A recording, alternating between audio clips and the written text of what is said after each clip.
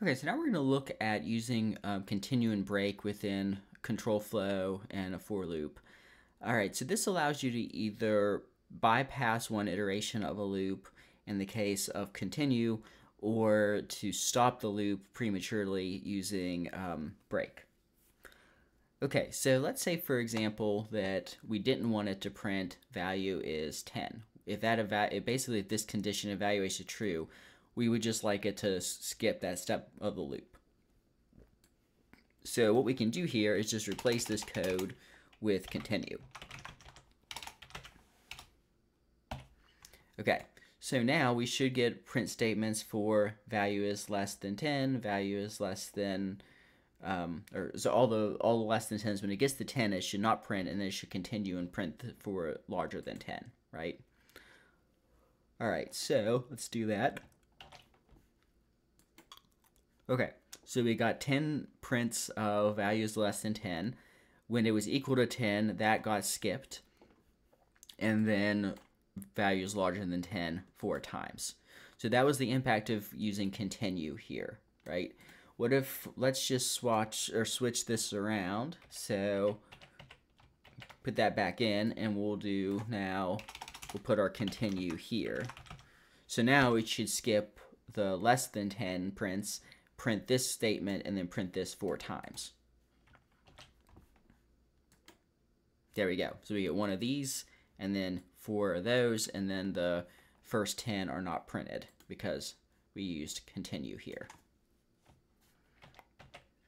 And then in contrast to continue, break basically allows you to stop the loop as opposed to skipping and continuing. So let's say, for example, we wanted it to stop whenever it got here. So we would just do break now instead of continue.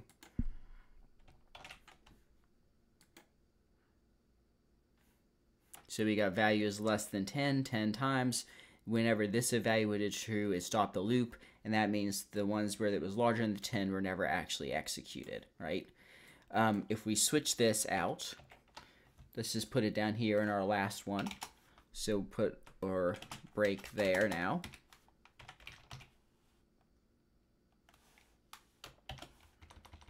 Actually, these should be tabbed in, but that's okay. These should probably be tabbed in there. And just that. Okay, cool. So Control S, and then now we should get values less than 10 times, values 10 once, and then break. If we would put it here,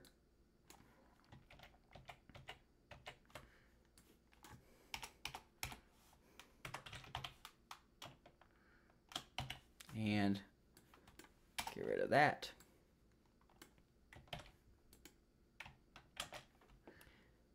Value is greater than 10. So now nothing should get printed because the first loop, which is going to be evaluate to this else if, should be true, right? So then that'll break in the first iteration and nothing will get printed. So nothing gets printed. All right, and then lastly, let's just do one with both. Actually, I'm going to start this over from scratch here.